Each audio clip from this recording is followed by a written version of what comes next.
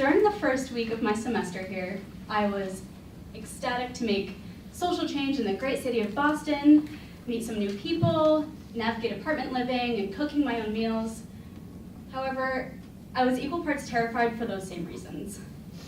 I was coming into this program not too confident at a baseline level, and especially in my level to navigate a new city. So you can probably imagine the fear I felt when my colleagues invited me to this community social issue talk at this very well-known philanthropist house in the area, where there would be very important stakeholders and community members who we might receive some support from. So during the first 30 minutes of the event, I found myself stuck to my coworker's side the whole time, listening and nodding to the conversations that they were having, and I needed something to do with my hands. I had to stop standing there awkwardly, so I made my way to the hors d'oeuvres table, and as I was picking up some falafel with my tongs, I accidentally made eye contact with this man. This man's name was Arnie. Arnie had a very serious, means business stature about him. He was about 6 foot tall, looked like a very successful businessman, someone who I would normally not talk to just out of my lack of confidence. But social contract, we made eye contact, I had to talk to him. So we started a conversation. Basically, what brings you here? What do you do for work? Where do you go to school? And that was that. We separated ends, opposite ends of the hors d'oeuvres table, but somehow we reconvened.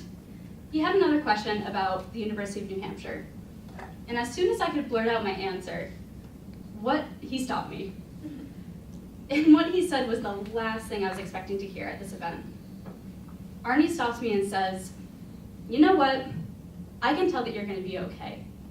I can tell that you're going to be successful."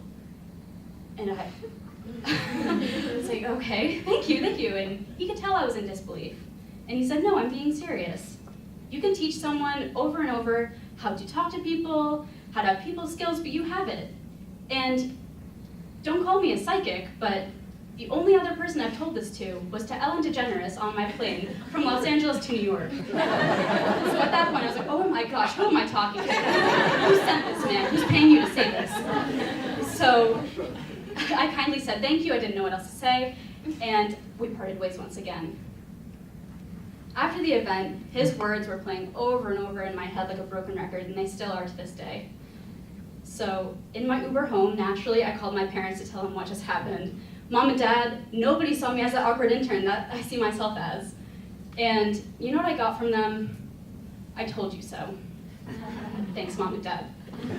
So after that conversation with Arnie, and after the conversation with my parents, it forced me to zoom out a little bit. If this complete stranger pointed out something in me that I could never see, then maybe the way that people see me is a completely different way in which I see myself. Maybe I do have that ability to talk to people. Maybe I do have something. But I never saw it before Arnie told that to me at that event.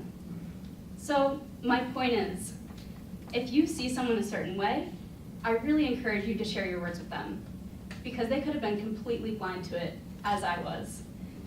Your words have a lot more impact than they think, and they could completely change the way a person views themselves and the world. Thank you so much.